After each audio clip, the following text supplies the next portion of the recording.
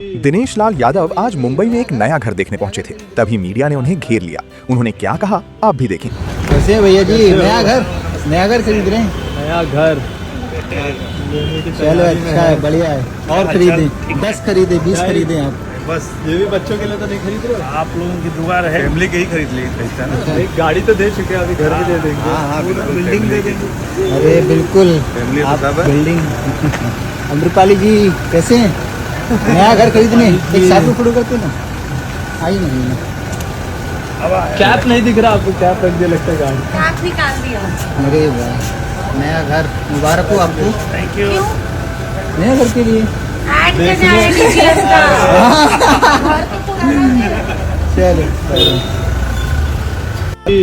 कैसे हैं भैया जी? नया घर खरीद रहे हैं? नया घर चलो अच्छा है, बढ़िया है। और खरीदे 10 खरीदे 20 खरीदे आप? बस ये भी बच्चों के लिए तो नहीं खरीद रहे हो? आप लोगों की दुआ है, फैमिली के ही खरीद ली खरीदता ना। एक गाड़ी तो दे चुके हैं, अभी घर भी दे देंगे। हाँ, पूरा बिल्कुल, बिल्डिंग दे फैमिली देंगे।